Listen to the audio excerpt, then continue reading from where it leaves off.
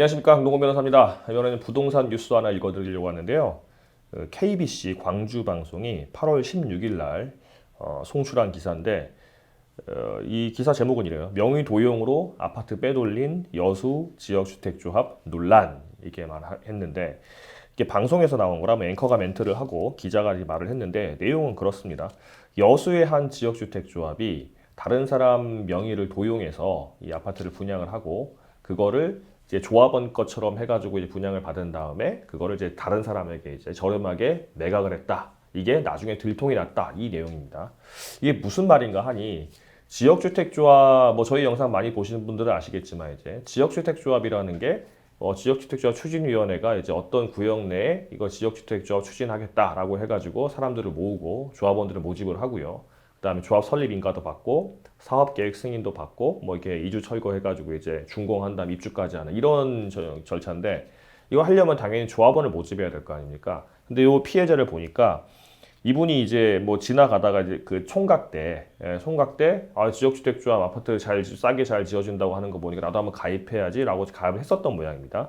그러다가 이 사업이 잘 진행 안 되니까 난 탈퇴할래라고 탈퇴를 하고 이제 뭐 돈을 돌려받았는지 여기 안 나왔는데, 어쨌든 이제 가입 탈퇴를 했다고 합니다.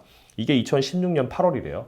탈퇴를 했는데, 이 지역주택조합은 아직 조합 설립 인가도 안 난 상태였어요, 그때는. 그런데 2년 후에, 그러니까 이제 2018년 2월 달에 조합 설립 인가를 받을 때까지 이미 그 전에 탈퇴한 사람인 이 우리 피해자의 명예를 잘 가지고 있다가 명단을 올린 거예요. 그래가지고 뭐 진행 돼가지고 이제 지역주택조 아파트가 이제 분양이 되고 입주까지 하면 되니까, 그 사이에 이 명의 이제 도용 피해자 명의로 이제 조합원으로 돼 있으니까 그 사람 명의로 아파트가 하나 나올 거 아닙니까? 그 아파트를 이제 다른 제3자에게 판 거예요.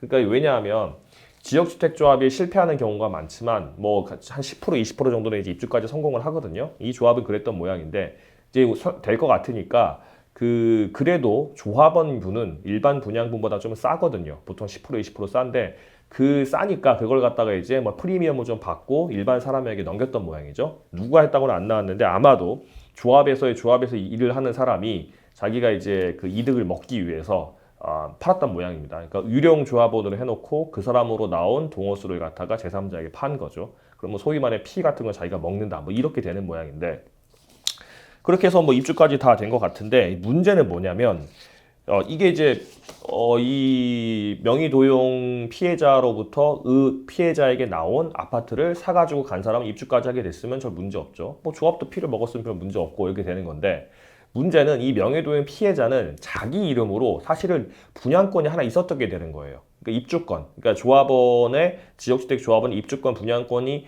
있게 돼서, 그럼 이 사람이 언제 알게 됐냐면 최근에 결혼을 앞두고 아파트 청약을 넣었는데, 당신은 5년 동안 재당첨 금지예요라고 통보를 받은 거예요. 너 아파트 분양받을 적도 없고 한데, 그러니까 보니까 옛날에 가입하자마자 탈퇴를 했는데, 그거는 탈퇴를 했으면 상관이 없거든요. 무슨 말이냐면 조합 설립 인가 후에는 조합원이지만 인가 전에는 조합원이 아니에요. 가입했다가 탈퇴하면 끝입니다. 조합원인 적이 없게 되는 거고, 그러니까 입주권도 분양권도 없었던 게 되는 건데, 이 사람은 지금 조합 설립 인가 전에 가입도 했다가 탈퇴까지 했으니까 끝나는 거였는데, 이 조합이 그 사람을 탈퇴 안 시켜주고 명예를 그대로 놔뒀다가 그 사람 명의로 이제 입주권을 받아가지고 다른 사람한테 팔았으니까, 이 명의도용 피해자는 자기 명의로 입주권도 생겼고 그걸 다른 사람한테 팔았던 게 이제 남아있기 때문에 그 재당첨 금지에 걸려가지고 아파트 청약이 안 된다는 이게 문제가 발생을 한 거예요.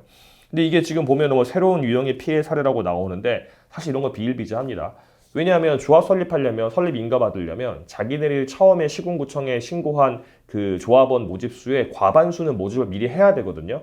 근데 사람들이 만약에 뭐 잘 가입 안 하면은 허무인 명의로 만들기도 하고, 아니면 명의를 막 도용하기도 하고, 그냥 명의만 주위 사람한테 명의 빌려주라고 해가지고 하기도 해가지고 일단 과반수 채우거든요. 그러니까 그 과정에서 이렇게 그 조합 설립 인가 전에 가입했다가 탈퇴한 사람 명의까지 빼주지도 않고 가만히 가지고 있다가 하는 경우들 종종 있습니다. 이게 이제 그렇게 아주 파행적으로 운영되는 조합 같은 경우는 설립 인가도 잘 안 나죠. 그러니까 별 문제 없이 넘어가는 경우가 많죠. 왜냐하면 그 전에 인가 전이면 조합원인 것도 아니게 되는 거고 입주권도 없게 되는 거니까 뭐 청약에 문제가 되거나 그런 게 없지 않습니까? 그런데 이제 가끔씩 이렇게 이제 인가도 나오고 진행이 돼가지고 가면은 자기도 모르게 도용당한 사람은 이렇게 피해가 발생할 수 있단 말이죠. 그래서 이거 지역주택조합은 상당히 신경을 써서 해야 되고, 만약에 이런 피해를 봤다고 한다면 변호사 도움 받아서 대응을 하셔야 됩니다. 이분 같은 경우는 이렇게 문제가 됐으니까 이거는 사실은 이제 이 지역주택 조합이 손해배상을 해줘야 되는 거고, 그 다음에 청약이 안 된다고 하는 거는 사실 잘못된 거죠. 이미 탈퇴를 했다면 탈퇴했다는 이제 증 근거가 남아 있을 테니까 탈퇴의 근거를 가지고 청약을 관장하는 뭐 금융결제원이라든가 아니면 이제 그 아파트의 시행사라든가 뭐 건설사에 이제 소명을 해가지고 나는 당첨된 적이 없다, 입주권을 가진 적이 없기 때문에 이제 청약을 할 수 있는 자격이 된다라고 입증을 해야 되겠죠. 이제 뭐 말로는 제가 다 말씀드릴 수 없겠지만 요 피해를 보신 분은 변호사 도움 받으셔가지고 하시면 청약 자격도 회복을 하고, 그 다음에 뭐 내가 꼭 가고 싶은 아파트를 청약을 이제 안 돼가지고 당첨이 안 된 것 같다라고 한다 그러면 그 손해에 대해서 또 손해배상 청구도 할 수 있을 거고, 또 명의도 도용돼 있으니까 이제 개인정보 도용으로 이제 뭐 고소도 할 수 있을 거고, 이런 조치를 취하시면 될 것 같습니다.